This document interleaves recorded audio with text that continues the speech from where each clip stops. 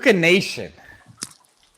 Cage is excited, actually. He's excited for this meaningless Raiders versus Chiefs game. He wanted to get this episode in early. He thinks Travis Kelce's going to set the tight end record. Mahomes is the greatest of all time. Oh, wait, I think that. Welcome back to Lucas Tigers and Braun, episode 896. This is your PWCC weekly auction preview episode where we go through a variety of different cards that we think are cool, good buying opportunities, interesting spotlight to discuss as like, hey, look at what's happening in the market. Cage said his game is similar to Mr. Jokic's. So you guys are in luck. You can't buy Cage's cards on this weekly auction, nor can you buy Jokic's cards in this weekly auction because there's literally 3 cards. None of them are rookies. So don't even worry about Jokic. If you're in the market, you're in luck. There's no cards available. Same with Cage. I mean, listen, everyone should want my cards. So back to the football stuff. Interesting week. It's week 18. We haven't really had too many week 18s in the NFL because they just expanded it to an 18-week schedule, putting 17 games on for folks. One of the fun things, and we'll talk about this on our Whatnot show tomorrow, 11 a.m. Guys, tune in if you like. You want to talk about the last full slate of regular season games. Interesting week for betting and for props and stuff because, you know, you really have to pay attention to who's got something to play for and who doesn't. But what I like to layer in, because as you know, Andrew likes to call me the prop king, there are a lot of personal goals. There are a lot of like individual things on the line tomorrow, even on teams that don't have, playoff implications. You know, people who have their own, $250,000 catch bonus. Like Heineke he's already won he's already earned an extra, 7 figures because he has a provision in his contract that every game he wins, he gets $250,000 because he wasn't a starter and he won all these games and he's gone out there. I mean, the biggest winner this year, believe it or not, from an incentives purpose, from a quarterback standpoint, is Geno Smith because he's made, a couple of $1 million on incentives. He made the Pro Bowl. I mean, think about what the betting odds on Geno Smith making the Pro Bowl was at the beginning of the year. And I think they can still make the playoffs. And there's another incentive for him too. But I like to look at like Zay Jones has this many catches and he gets a bonus. And my big one, which by the time you're listening to this will already have been on there, is, with an extra game here of stats, Patrick Mahomes has a chance to break the record for most passing yards in a season, Peyton Manning's record, and Drew Brees holds the record for most combined yards. That one I think Mahomes breaks pretty easily. It's like 5 and change. It's combined rushing and passing yards. So while Manning had the most passing yards, Brees had a season close to it, but had a few more running yards than Manning. Manning's not exactly known for his run. I mean, Brees didn't run a lot, but when you're talking about like 5,100 and 5,200. And Mahomes with his rushing yards, I think he's like 113 away from that Brees record, the combined total for a quarterback this year. So he'll get that probably in the first half. But he's like 430 yards, I think it is away from the passing total that Manning has set. And they need to win the game. So, I mean, he's going to be going out there trying to win, trying to do stats, trying to put the stats up. And Kelce needs like 100 yards and I think it's like 13 catches. That's a lot. He already holds the record for the most receiving yards for a tight end, so he'd be breaking his own record. But I don't think he holds the record for the most catches by tight end. That might be Kittle who holds that, and if he gets the 13 catches, I just expect Mahomes to go to him early, often, just continue to hit him. My favorite is I told a couple people about the prop for Kelce, and that's yards and catches. And I said, they're playing the Raiders. The Raiders don't really have such a great defense, and I wouldn't really worry about the Raiders putting up so much of a fight against this. And it's yards and catches. So the person I told sent me their screenshot of their bets, and it's Travis Kelce to score 2 touchdowns. Dude, they never listen. Like, how does that? It went right in line with Andrew's. Like, people don't read. And it doesn't matter how educated they are or whatever. Like, you could have 15 catches and 150 yards and not be the one that scores a touchdown, let alone 2. So. It's a little bit of a snapshot into our hobby. I think we all want to try to stand on our own 2 feet. We want to listen, but we want to kind of make it our own. We want to add our own little salt and spice. Yeah, I mean, I guess. And, I mean, listen, it's been a fun week in the hobby. 2023 starting off. I have, man. 2023 starting off pretty good. How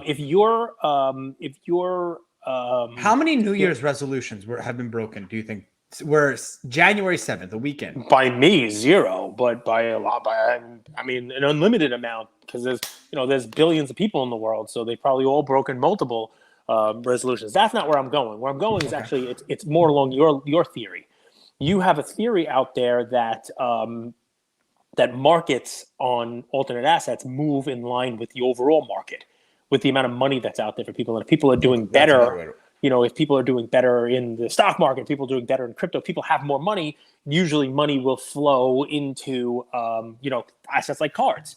Credit markets specifically. How easy or hard is it to get cash?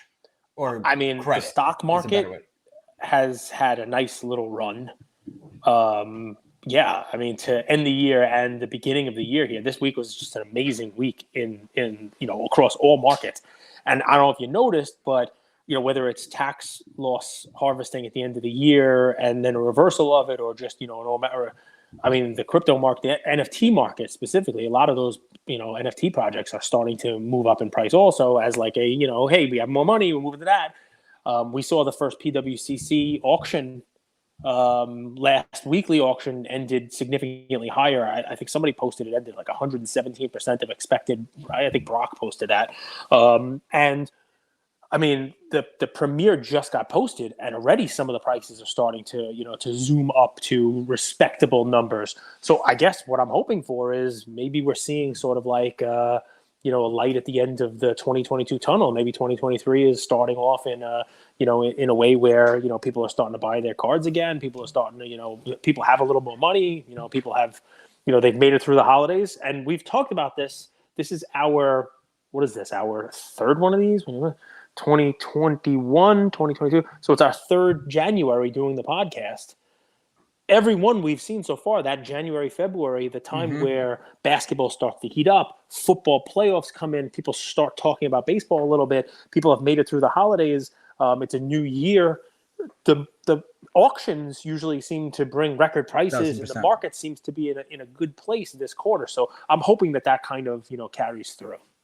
So I love that. I totally agree. I actually wrote down one note for today's show, aside from all the cards that we're looking at. It's people lie, numbers don't. Yep. And this is in terms of, I'm a big supply and demand guy. You guys know this because I talk about this all the time. I try to separate fact from fiction, or marketing from numbers. And there's only 7,000, 8,000 items, maybe with the flashed items in this auction, where at some points last month there was 16,000, and on average, kind of like a rolling average, it's been around 12,000. So in terms of supply, there's less cards available in this weekly, and in my humble opinion, there's less cards available that the one-offs, the ones you don't see often. There's a few, and we'll spotlight them here, but you're totally right. The last 3 Januaries, we've seen incredible runs. I mean, the 2021 one was crazy. It was Jordan Fleer went nuts. I think the Jordan Fleer sold for $750,000 in February. So it was that January, February month. LeBron Topps Chrome was very, very, very interesting. So any cards, anything you want to start off with, Cage, before I hop into mine? So one fun one, and I have a bunch of cards, and I want to hear yours, but just one fun one just to start this off and get everybody's, kind of. One of the things I love about the PWCC auction is you never know what you're going to see in it, right? And what I'd like for you to put in for me is 1935 Carreras. It's Carreras. There's 4 cards in this auction. And I love, you can get lost in these auctions. And part of the fun that we try to bring you value-wise is, not every card's the same. Not everything's a shiny prism. Not everything is, a basketball guy who's been in the league for a year and you name it. And this is a set I had never even heard of before. I went down a rabbit hole just starting to research this, right? And no, those aren't real signatures on the cards. They're replica signatures, as, Andrew likes to call facsimiles. There's 72 total cards in this set, some sport players, some, some not. But what caught my eye were the royal family ones. And there, over there, the 1935, it's Princess Elizabeth at the time, because she had not yet become the queen. Look at that. I mean, that's a pretty crazy card. There's one of Queen Mary, who was queen at the time. They're cool, like oval photograph framed, pieces. That's that the queen who just passed, that's her as a princess there on that card. Pretty cool, right? You guys listening on audio, the prices of these 4 cards, lower grade, are $22, $10, $11 for Queen Mary, $10 for King George, and $20 for Princess Elizabeth. And there's a 4th one. Do you know who that is? Stanley Matthews. He sounds like a cricket player. Ooh, pretty close. He actually played for Blackpool.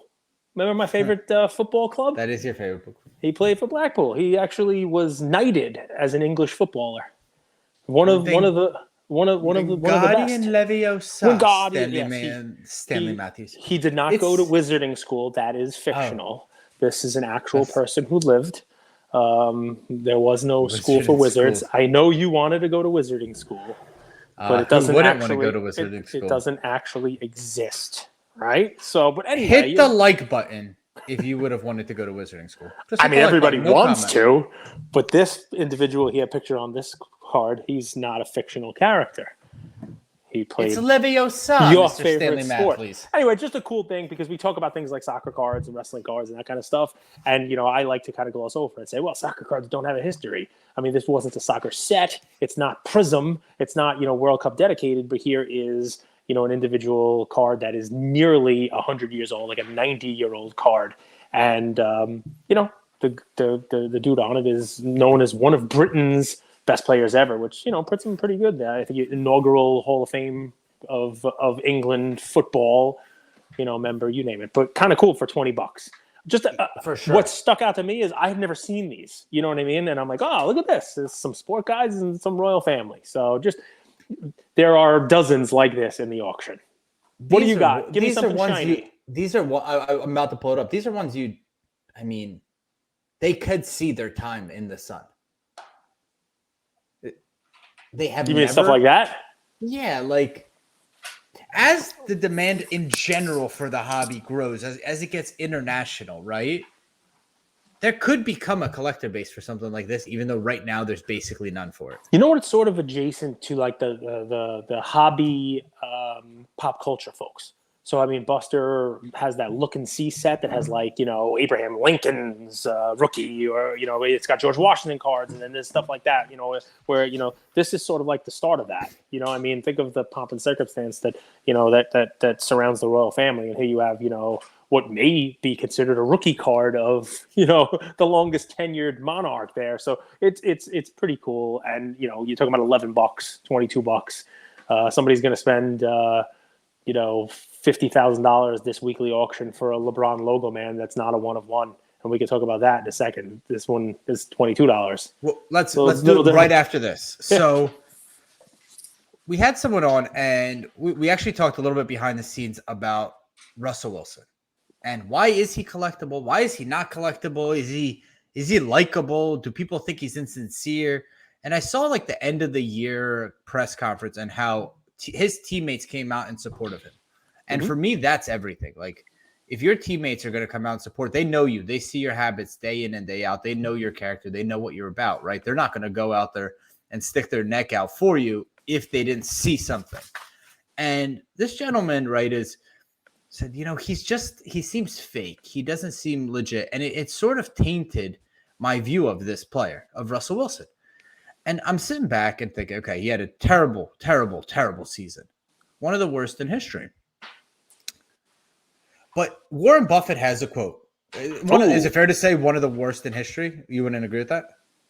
Yeah, I love your Warren Buffett quotes. No, but Russell Wilson, one of the worst seasons in history for his price tag. And you could say possibly the worst when it's relative to how much he's being paid. Sure. Correct. You know, like Jamarcus Russell, kind of bad. Yeah. You know? So Warren Buffett says, price is what you pay, value is what you get. And if you look at this weekly auction, I'll pull up some of his cards. I think you're going to be able to get some absolute deals on his cards. So here is the card you more than likely want. It's his Prism Auto PSA 10. It's a Pop 3 sitting at $775. You have the Fleer Retro Precious Metal Gem Red rookie year. It's his college uniform, $185.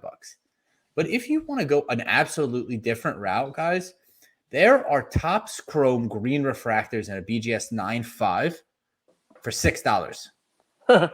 There's an orange refractor PSA 10 pop 1 of 9. This is not his rookie. $11. You have his refractor BGS 9, $16. So I'm sitting here thinking, and if you look for next week, I mean, there's an insane card for next week. There's his gold 2012 Prism rookie PSA 10 1 of 3. That's an absolute killer card. 2012 Prism, $1,000. That's 8 days away. It's one of those things where his stock is obviously way down. But as we head into the offseason, you see how his players speak about him. You know this guy's a competitor. You know he's not going to have any off-the-field issues. This might be someone you take a flyer on. I mean, I don't mind the Russ Wilson, especially the prices that they're at now.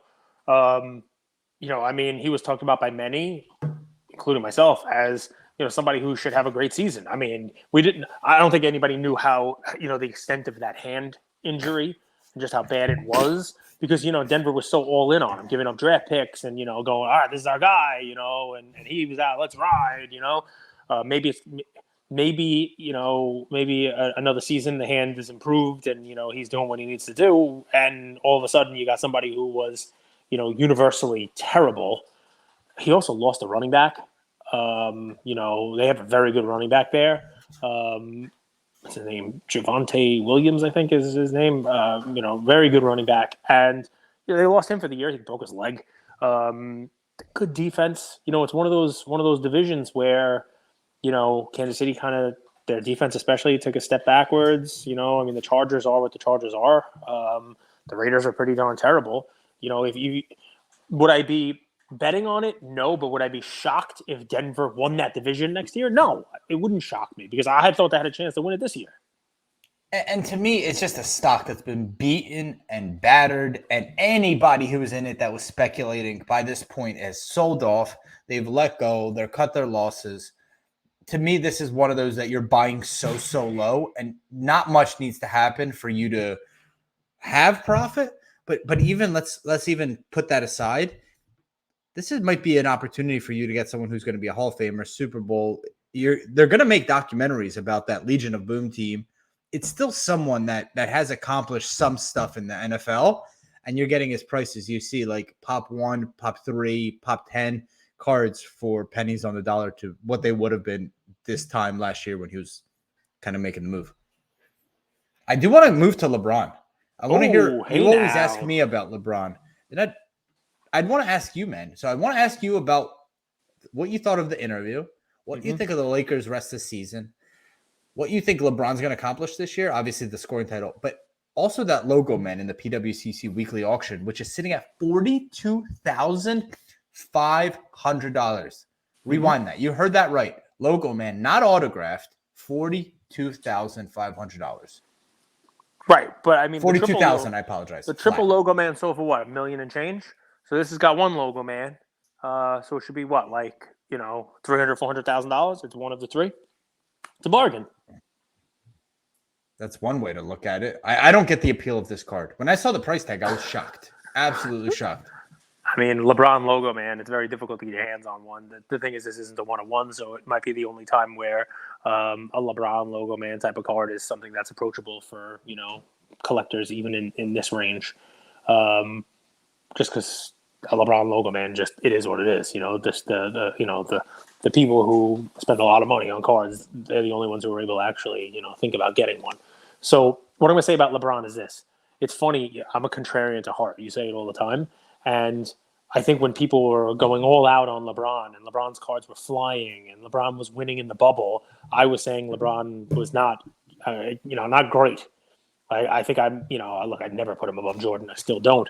But I may have said, what LeBron is top 3, top 5. I didn't put him like, 1A, 1B. I didn't put him, I could have cut number 2. And what's amazing about it is that since that bubble championship, I've seen a lot of people sour on LeBron. It's, the general population sour on LeBron.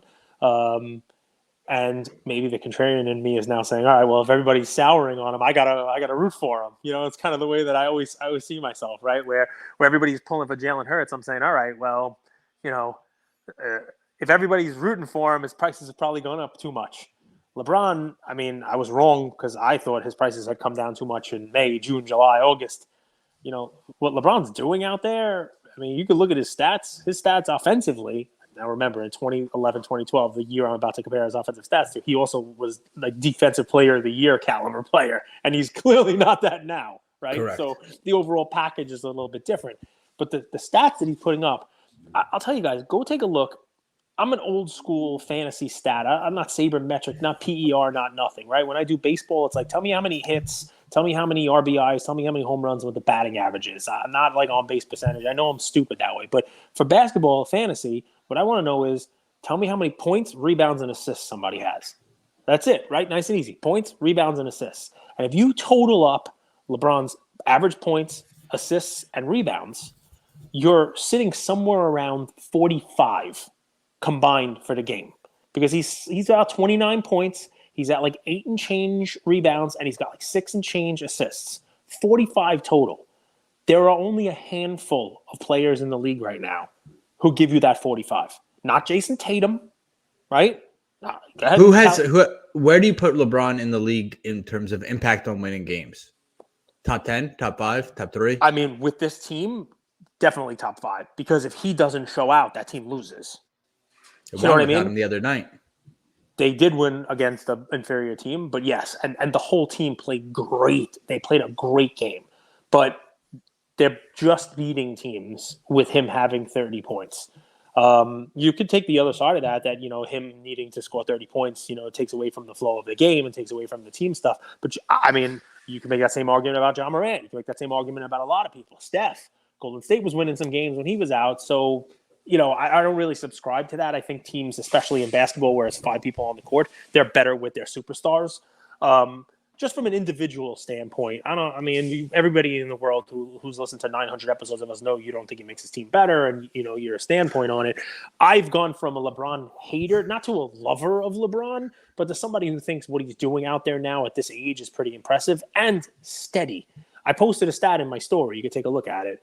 With Giannis scoring 9 points last night, it broke a string for him of like 109 straight games with 10 points or more. And Luka has the next highest is like 200 and change. LeBron's at like 1,130. And Luka's the second highest active player, like 200 and change. And obviously that 1,130 consecutive string is the longest ever in NBA history. Jordan didn't get to 900. It was 8 and change. Kareem, I think, is third, 700 and something. It just shows a day in, day out consistency. I got a lot of messages as a result of that story. Jordan lovers saying that, they allowed people to hand check and LeBron's body lets him get to the free throw line. So no matter what, he's always going to have enough opportunities to get to the 10. Okay, well, Giannis can get to the free throw line too, as often as he wants to, because they let him take 5 steps and run people over, but you still got to hit the free throws. The dude scored 9, and even if he scored 10, that would have been 100 and something games in a row. Kevin Durant had it for a while. He had like a couple hundred streak also, and even that broke. There are people who take nights off. LeBron, he takes nights off. He just calls in sick. You know what I mean? Like he just he records an ESPN exclusive. He doesn't mail it in and show up and score 6. He just doesn't show up. So there are some really interesting, really cool LeBron cards in this auction. So we mentioned the Immaculate. There's always a Topps Chrome rookie in every auction. There's a Refractor 9. By the way, let me ask you, would you rather have a Refractor 9 or a Topps Chrome rookie 10? Same card, just a Refractor base. 10 versus 9. It depends on the card. All right, fine. All right, then you have the Fleer EX. You actually have another logo, man. It's not associated with any player. It's from the National Convention of this year. Mm-hmm. There's a logo man in this. There's a signed jersey. And then what a lot of people might not realize, there's actually a 2014 Kaboom in this auction as well. Pop 4. It's a BGS 8.5. It's sort of like when they were making the cartoony ones. I'll pull it up for you guys. So there's a variety of different LeBron cards for everybody's palette, so to speak. So this is the 2014 Excalibur Kaboom. This is what they look like.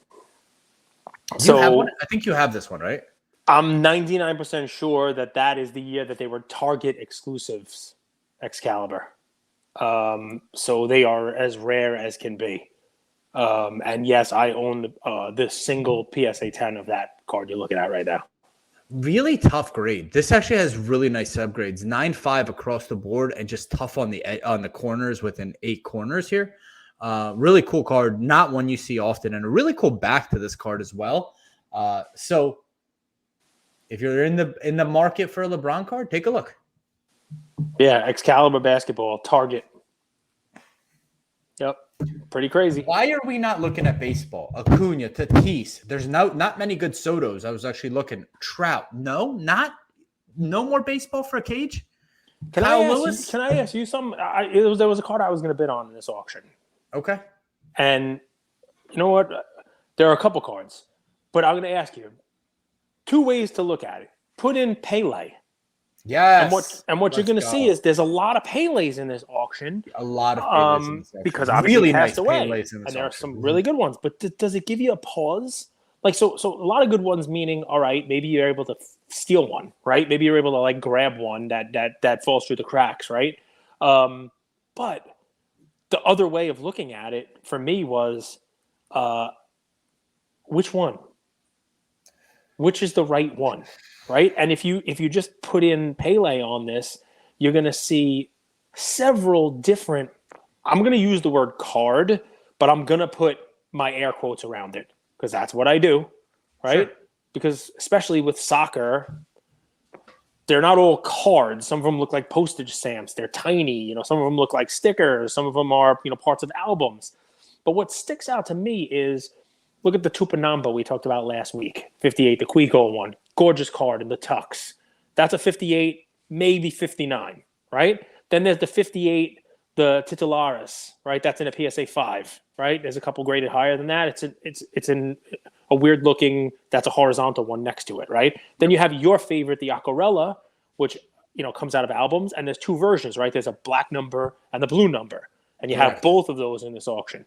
Then if you scroll down a little more, you also have a 59 Oliveira, the OMB, the Oliveira and Benassi. This is a cool looking card. You don't see that often either, right? And it's really nice in an SGC tux. What's the rookie? Like which one of these is the one that you want to chase after? And there are other 58s that aren't even pictured here. And then you have ones that, if you don't see too often also, which I don't want to say I prefer, but check out the 65 Panini Calciatore, right? If you scroll, there it is on the left. Go down. One more down. The 65 in his Brazil jersey. Look at that. Cool card, color card, right? And that is now mainstream. This is a Panini card, and that's $320. Obviously, you got the Velita back. That's a lot of. I like this one a lot as well. The Olympia. I just think this was cool. Okay, so let's talk about this because some people will see this as a con, and some people will see it as a pro. And let's talk through it. So I actually think it's an opportunity. Emerging markets are less efficient than the silvers, the base, the stuff people see all the time. They know the price. You could come up to them and they'll comp it or within a range.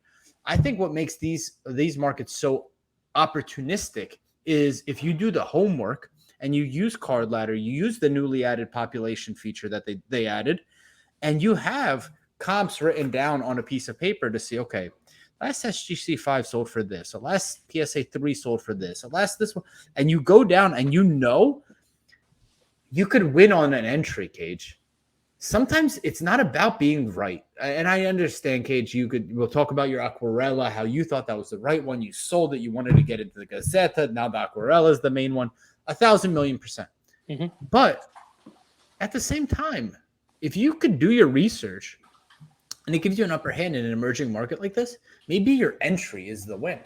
Maybe, so let's talk about the Aquarella. The Aquarella card is kind of the hot one that's being discovered, graded, and hitting the market right now. Well, okay, maybe the 5s and the 4s and the 3.5s are getting bid up, and there's competition on those, and there's a lot of attention with this. But maybe the 2 is a straggler, and you're able to get it at 50% off. And that might not be your final destination, right? You just want to get into it. But now you have trade bait and you have shows coming up. You're going to the Dallas show. You're going to Culture Collision. You're going to Mint. You're going to Philly. And you're in it good. You're in it really good. So maybe it's opportunity in these emerging markets that are inefficient to do your homework and buy some of these cards. It might not be your final destination card that you want the Aquarella in a 6, but maybe you're able to pick up a 2 really good now, use it as trade bait and color up. Okay.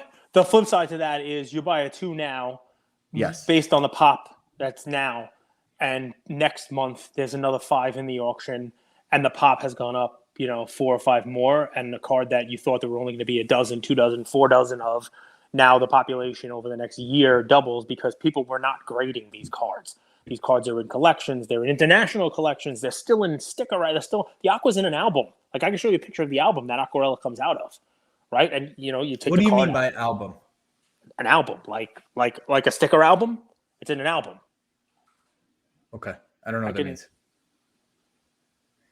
Well, like, I guess is like a booklet. Is that a better word? Like the Panini cards, were they in an album? The similar Panini to sticker? that. Yeah, okay, similar cool. to that. Similar to that. Yes. Because I'm thinking like I'm old enough to remember when my grandparents had little like photo albums.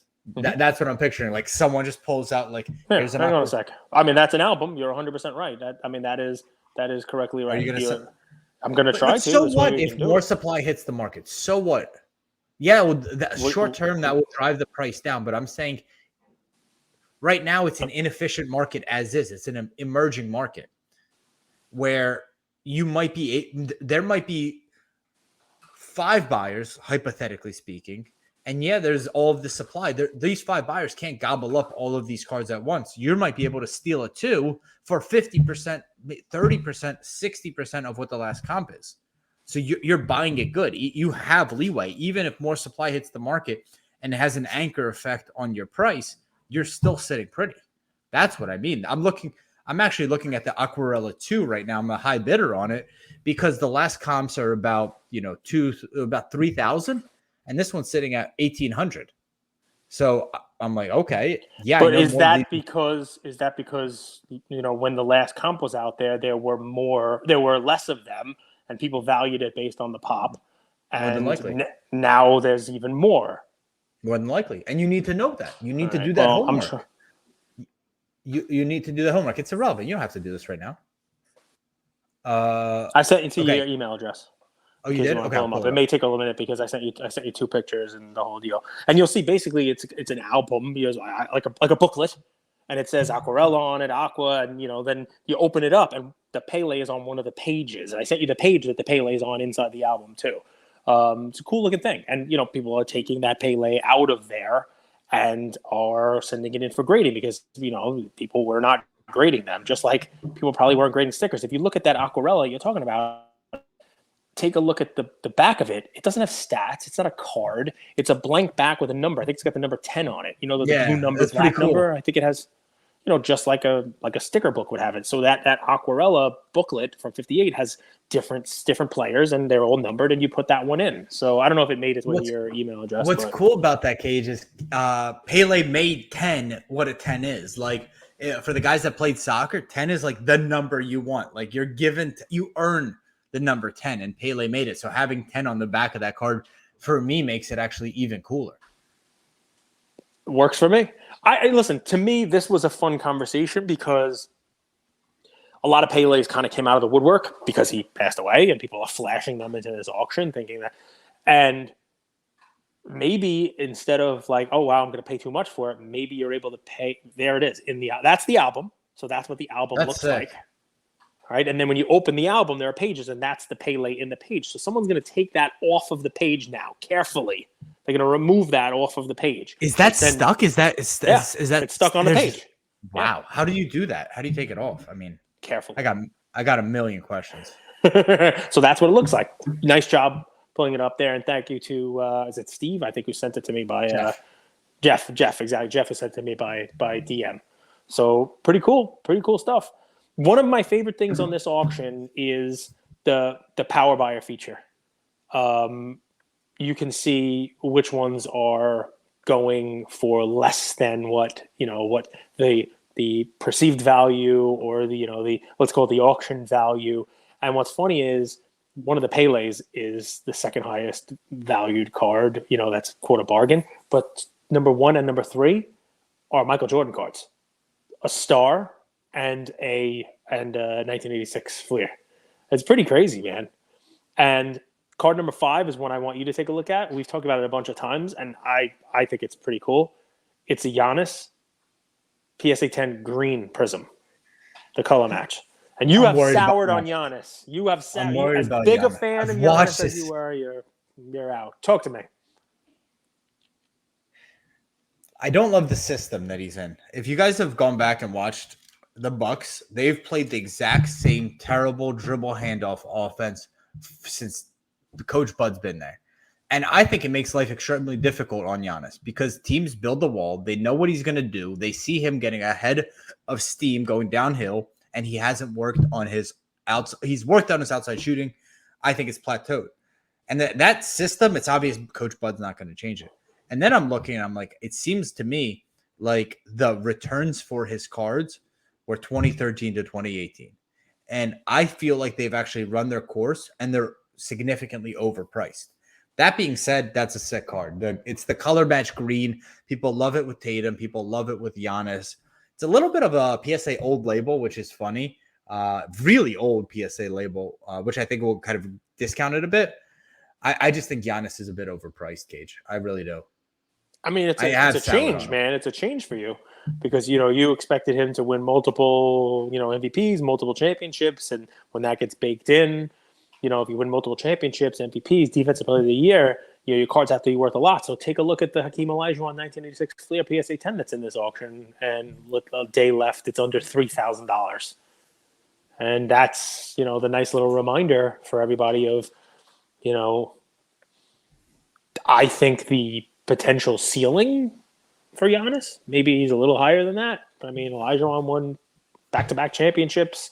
Was one of the great big men in the game. I mean, maybe Giannis, when it's all said and done, is a little bit better, but even a little bit better, that's Olajuwon's, that's his best rookie card in PSA 10. And that card is also, if you take a chart on that one, it's come down a lot. Is that one that's ripe for a rebound? I don't know. I actually think buying like a Hakeem sticker, 1986 sticker, and seeing if he's at any shows in the next year, which I think he's going to be at more than likely at some of the autograph shows. It could be a play. What else you got for me? Because I got a few. One more. This is a card. I'm selling one of my Mahomes it will be ending on the 15th, I believe on the 15th. And I love one of the flawless ones. The only thing against this card in 2017, they didn't put rookie stamps on Mahomes they didn't put a rookie stamp on the flawless, but this is a flawless auto. It's not vertical, it's horizontal, but it's jersey number. It's 15th out of 15. It's a gorgeous copy. And it's one that's getting he's going to pull it up. Here's the value for you. It's not labeled as jersey number, right? It's not labeled as jersey number. So Andrew's giving you one where, I'm sure you don't have to bid against him, but if you happen to be listening to this, you just got a little insight. It didn't get posted as jersey number, so maybe extra creative storytelling for somebody here. It's a cool card. It's a beautiful auto. If you guys watched Mahomes sign, just the way he signs, so it's 50% of the time it's streaky. This is one of the nicest, cleanest autos. It's a flawless card. It's a rookie card. Numbered 15 out of 15. This is a card I'm personally looking at and I love. Love. All right, take it away, my friend. So I got a question for you. Okay. I got answers. When you look back at this period of time, 2018, 19, 20, 21, 22, 23, you name it, the last couple years of the Panini era. Let's just take the basketball, football, if you like, for now. One of the things I think we'll earmark at this time is that one of ones lost their value. Yeah. Because you no longer had a one of one mystique to it because there were thousands of one of ones, right? And even in the decent brands, we went through this last week, we talked about a Ja Gold. Remember, it was a Ja Mosaic Gold, and I liked it. And I'm like, all right, it's not Prism. It's not Select, it's not Optic, but Mosaic was this cool thing that came out, and it was like a nice little run-up, and what would a gold Prism sell for, right? So, and then we went through the whole, they watered it down because of the gold waves and the gold, reactives and all this stuff. You could say the same thing for one-on-ones. And there's a card I want you to pull up, because if I told you that there was a Ja rookie one-of-one available in this auction, you would think it's going to be at the top of the auction. It's going to be, a huge seller. And it still is a huge seller, but you'd think it'd be a lot more than what it's bid at now. So here's why. Panini, Mosaic, black, fast break, prism, rookie 1/1. So this is a true 1/1 Ja rookie card. Not the rookie debut, because there's a second card in the set. This is the real one. But because it has little circles in it, and it's part of the fast break release, and because it's mosaic, it's sitting at pennies on the dollar to what some of the other 1/1 true rookie releases would sell for. I think even the non-fast break version of the mosaic would sell for significantly more of this. So I guess my thought on this one is, if you are a Ja rookie collector, there weren't as many 1/1s for Ja as there are for, say, like Trevor Lawrence now. They've increased it significantly now. And, maybe you're able to kind of get away with buying this one a little cheaper because people just assume there are just as many 1/1s in 2019 as there are in 2022. I like how it looks in the SGC slab too. SGC it's a cool looking nice. card. It's a cool looking card. It's one of my favorite. We talked about this with Cage this week. You make so many good points, man. I got to give you kudos. I know all the bullshit aside. When you came into the hobby, will taint or color, let's use that word, how you feel about it. How you feel about the releases, what you think about them, right? Yep. For me, because of when I really dove into the hobby, I don't think Prism is that cool. I don't think the photography on Prism's that cool. I don't think it's original. It kind of feels to me, and I came in 2019, 2020. Just to keep that in mind, guys. If you came in 2012, you might have a completely different vibe. So understand that. To me, it comes off as kind of overpriced junk. But when I look at this mosaic card, I love the photography of this mosaic card way more than like kind of that like random crossover that he's doing. So for me, I think the pose on this card, on this the mosaic rookie Ja, is much nicer than the Prism base. We like the jersey. We talked about it with the gold last week too. The old, the Grizzlies, kind of like a teal. Who do you think of? Sharif Abdur-Rahim, right? Yeah, Sharif Abdur-Rahim, 100% with that jersey. That's who I think of. I like this card. It's one of those ones where if you're a Ja collector at this price range, I'm not saying it's cheap, but at this price range, it's a true rookie 1/1. You're not going to get too many chances for Ja, to get that. Another fun one along the same lines, right? Cajun did a very good job in his episode last week talking about the three brands, your National Treasures, Flawless, and then Immaculate, and how there's a huge discrepancy between that 2 and 3. That it used to be, okay, here's 3, but it's National Treasures, Flawless, and then just a real wide gap. There is a really cool Immaculate card in this auction. Luka Immaculate. Yeah, it's the Luka. And the premium edition. It's so, because there are so many things going on with it, right? It's the premium edition. It's an authentic slab. It's not the greatest looking, jersey piece, and it's a Lulu, the auto. Like, it's out of 24. Like, this is a really cool looking true RPA for Luka that, leads me to believe here, if this was Flawless or if this was National Treasures, it would be significantly higher in price. We try not to make fetch happen, right? We talk about that, but this one kind of stood out to me because I'm like, all right, maybe the Immaculate stuff is kind of coming down to a range where people can maybe afford a Luka RPA. Isn't now a time to try not to make fetch happen, but is it now a time to say, okay, the past rules, okay, I understand them. National Treasures, Flawless, then Immaculate. But in the next run, in the next 10 years, that could change. That could correct. Sure. People could like, different cards from what they collected, 100%. Because at the same time, we don't know why the NTs are what they are. They defy logic in a lot of ways. And like I sent a picture to you, the Joey Burrow National Treasures with the napkin patch. Are we really going to revere and pay 15x for National Treasures the way we are now in 10 years? I'd be willing to make a bet. And yeah, we'll follow Cage's theory where we'll say that more than likely National Treasures will come down, not Immaculate will come up. Maybe it's a bit of both. Yeah. I mean, and maybe they meet each other. So a couple of other quick ones just to kind of, draw attention to cool cards. The Kobe market has really cooled off a lot, like a lot. But there are cards out there that are numbered cool pictures, cool cards with low pop and high grade. But even if not in high grade, there happens to be a real high grade one here.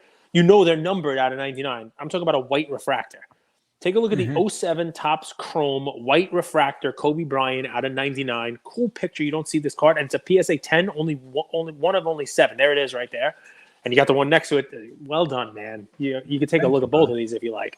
But out of 99 in white, take a look at that card. That is a really cool looking card. You don't see them too often. That is now potentially. You're as big a Kobe fan as I know. Is now potentially a time to maybe start looking at Kobe stuff because they ran up so much, but now they're kind of getting beat up. And that 07, you don't see that 07 too often, and there's 3 of them right there in the top 8. There's I start all of them because you're absolutely right. So I actually, it felt to me, and I can't confirm or deny this, that this is someone selling a collection because there's a few of these 2007 Topps Chrome, and you don't see them that often. I mean, this is a Pop 13, Pop 7. This is an X-Fractor out of 50. There's actually a few more. I'll see if I can pull it up for you guys. I do think so. If we're just looking at the Topps base, just like as maybe kind of like an index, at its peak, it was about a $4,000 card in a PSA 10. It's $700 now. So you're absolutely right. The Kobe market has cooled off. Here's another refractor out of 1 out of 99. So you have 4 of these 2007 Topps Chromes. For me, I know the Kobe market best, so I actually just want to dip my toes back in because I've been buying quite a bit of Kobe. So for me, yes, it's the market I know the best. It's a liquid market. It's a GOAT. It's someone that not much is going to change either. You have not much risk, if any risk, holding his cards. So other than market risk, of course. 100%.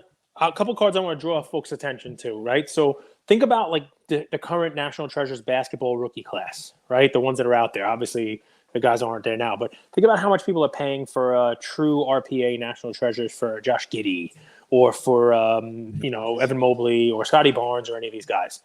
Would you put those guys? Evan Mobley can't shoot free throws. What is happening? Would you put those guys and any of the other ones? You know what they're talking about in the same category as Jaylen Brown? Or would you think Jaylen Brown right now is having a better season this year? Maybe has a better chance of winning this year with that Celtics team and being there with Tatum. Well, how would you compare? Is like a Jaylen Brown on an average, a bad day. Okay. So Jaylen Brown's better. Yeah, infinitely better. And I would say the same probably for most of Jaylen are very good. So do me a favor, just because I'm making a point here and you're going to help me. Type in National Treasures Jaylen Brown for me. And what Andrew's going to pull up is a 2016 National Treasures Jaylen Brown True RPA rookie patch auto out of 99 with with a cool patch, right? I mean, I'm overly looking at the right one. There it is. And it's currently sitting at 10 to 15% of what some of those guys' RPAs that we just mentioned are. And I want folks to look at this because this card is now 6 years old, and I know you know a little more about Jaylen Brown than you know about the potential upside for a Scotty. This is what a patch should be like, Panini. If you're listening, but you have a nice patch on this card. It's the true out of 99, and Jaylen Brown, who's having a pretty good year and is a pretty damn good player.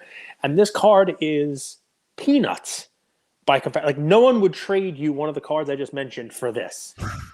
So I do this for a reason. It's almost educational because part of what we talk about during the week is when people retire, their potential upside isn't there anymore, so their card values go down. Well, what this is showing you is it doesn't even take retirement. It takes a couple of years, and it's not the shiny new toy that everyone is looking for. And you can buy 5 of these for the price of a Scotty Barnes. So it's a real interesting thing to take a look at. I love the PWCC auctions because you get these side-by-side comparisons on these, and they're right there, to take a look at. There's a lot of issues with the class you're talking about. Scotty Barnes, Cade Cunningham, Evan Mobley, Josh Giddey, all of these guys have drastic weaknesses in their game. It's a very weak class. If you watch, Scotty Barnes is struggling quite a bit this year. Like teams are. Did you watch them against the Bucks by any chance? Yeah. They don't even guard on the 3. I think Barnes last night had in the last game had less than 10 points scored. I think he was one of the few players on the team with single digits, and definitely the only starter who had single digits. So He doesn't look comfortable out there. With Jaylen Brown, guys, something to take a look at. Let's say the NT RPA is out of your price range. 2016 Optic is an interesting year that it hasn't cut on. Again, with the whole making fetch happen, you could rewind it. I won't repeat myself. First year Optic, and that's his rookie year. And there's some cool parallels. So if you want an alternative, take a look at 2016, which is Jaylen Brown's rookie year. It's also the first year of Optic. The Hollow is a low pop card. There's some opportunity with 2016 Optic, in my opinion. All right, one more for you, and then I want to talk about Joey Burrow's card in this week's No, talk about the Burrow first, and then please. I'll pull it up right here. So the Joey Burrow market could not be hotter. And I'll tell you guys, this is something to look for. This is how you know, in my opinion.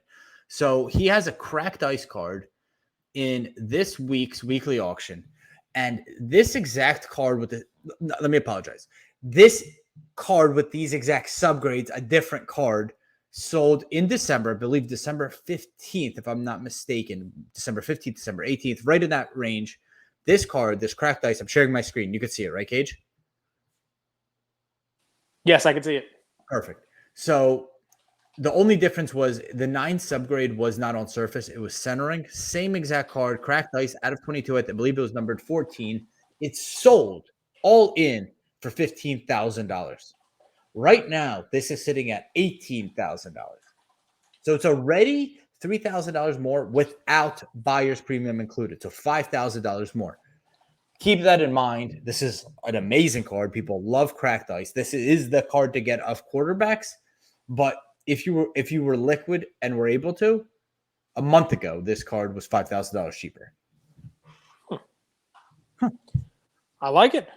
That's why you got to watch the weekly auctions, man. There's a Mahomes card that I've never seen before in the auction, and it's kind of cool because, Panini, they always had kind of like a medieval theme to them, right? We just talked about Excalibur as the release, right? So there's a Mahomes. Type this one in for me.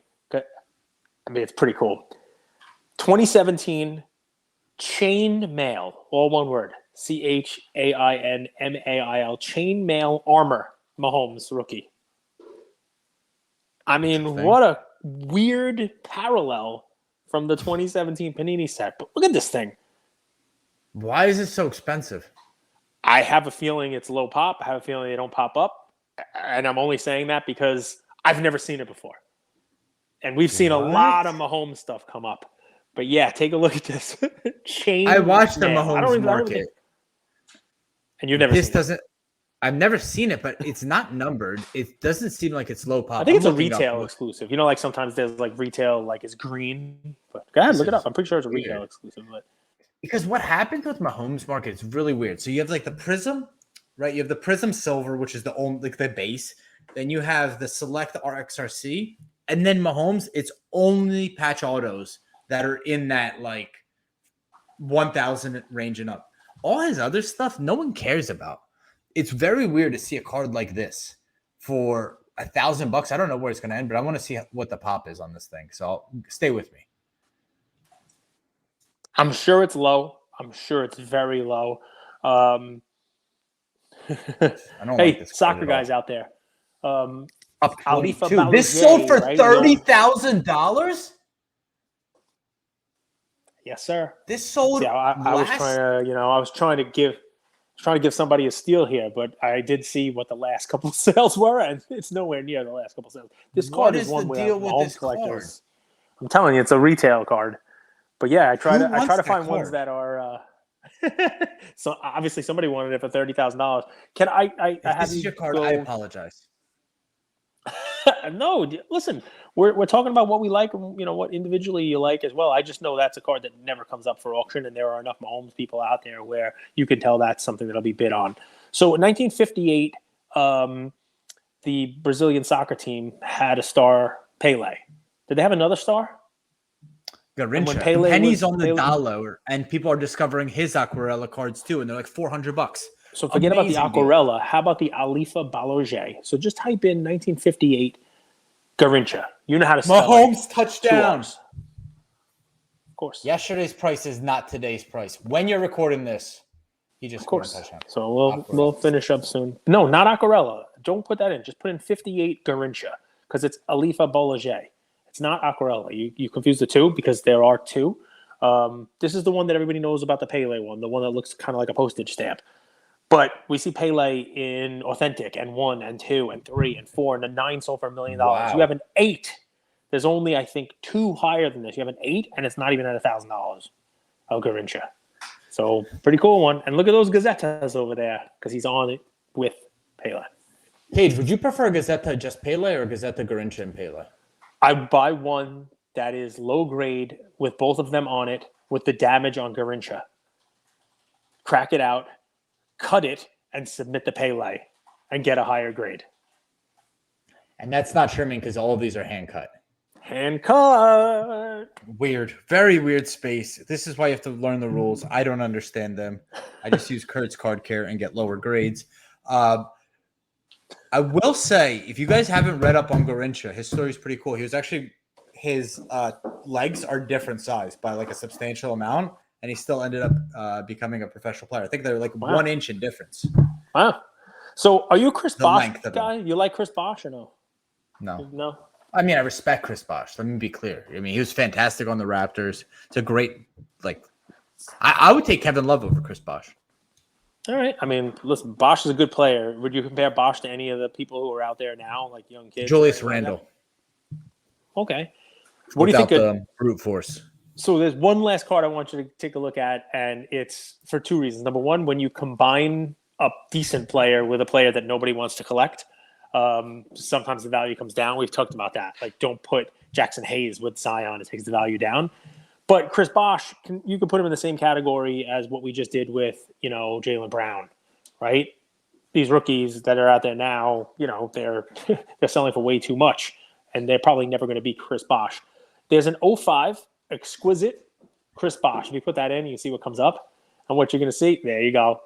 Bad signatures. I think the auto is an 8 grade, but it is a dual logo man, 1 of 1, exquisite with Chris Bosh, and it's $800 and something right now. I mean, nobody really wants Villanueva on their card, but you get the point. You're buying the set. You're buying the set with a high quality guy on it. I mean, Villanueva, he played. Bosh was good. I mean, wasn't the greatest, but he was good. Won some championships. Definitely contributed to that team. But yeah, fun stuff. There's a lot of cool things, guys. Take a look. There are just pages of cool cards in this auction, and everything from the Queen to Ja Morant and everything in between. Villanueva had some good years. I mean, 13, 15, 16 points a game. So it's not a slouch. Funny thing is, he's the same age as LeBron, and we probably haven't heard from him in like 10 years. And LeBron's still playing and putting up numbers. Luca Nation, we love you. 11 a.m. tomorrow, last Whatnot show of the regular season. Mm-hmm. Cage will be doing some research, looking through people's contracts. Rob Gronkowski, you get $1 million bonus tomorrow. He's not playing, but we did hit on Gronkowski last year. Last game. You knew how many he needed, and you knew they were going to get it. Same stuff will happen tomorrow. Peace.